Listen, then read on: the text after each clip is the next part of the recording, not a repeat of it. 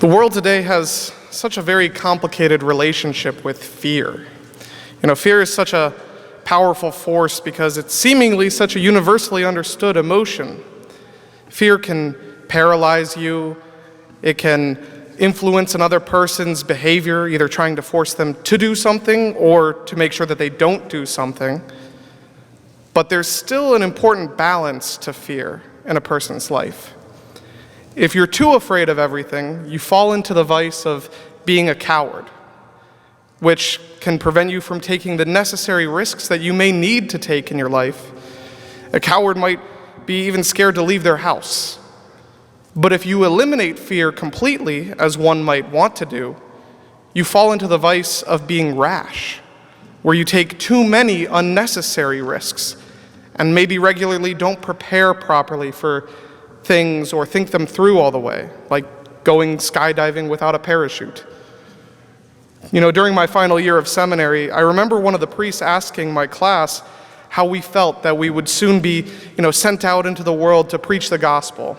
Of course, we were all excited, not just because it meant that we were done with exams, but also because of the great things that God had in store for us. But once we push through all those kind of surface level emotions, he asks if we were all at all afraid. And the truth was, of course. How can you not be a little afraid with the awesome responsibility that God was entrusting us with?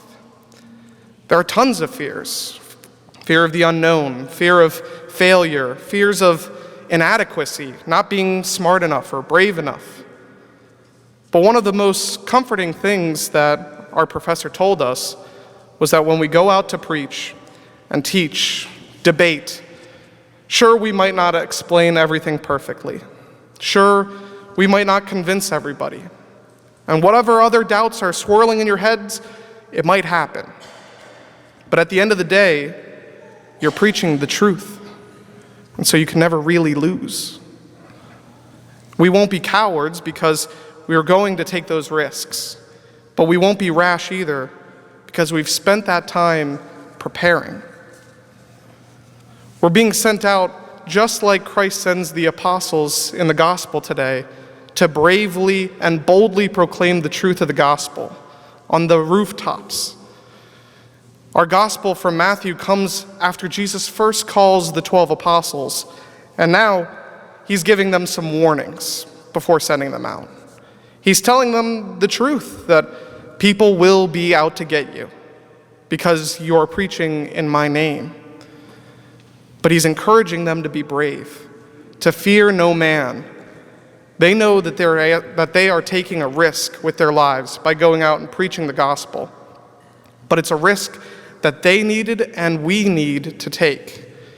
He's the one who's dispelling the fear in their hearts, the fear of death, because he shows how we have no need to fear those who can only kill the body. There is far more to life than this just short amount of time of walking this earth. Rather, we should fear the one who can destroy the soul and the body in the fires of hell. This fear of God is not a fear from punishment. That's what's known as servile fear. This fear of God is what's known as filial fear. It's the fear a child has of doing something that damages the love between them and their father. It comes from this awe that we have of God for how good and how loving he is to us. That's why, the proverb tells us that the fear of the Lord is the first stage of wisdom. Today, in our hearing of this gospel, our Lord is speaking directly to us too. He's asking each of us to go out, to proclaim the truth of the gospel to the world.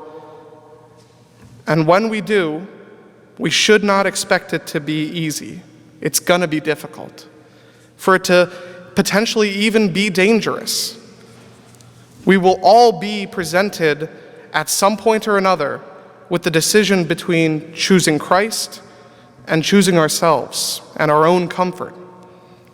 And now maybe it won't be in the face of martyrdom like these disciples, but it might be in something small, seemingly trivial, conversations with coworkers, friends, places that maybe we just want to fit in. But if we deny our Lord and our faith, even in these small matters, then he will deny us before his Father.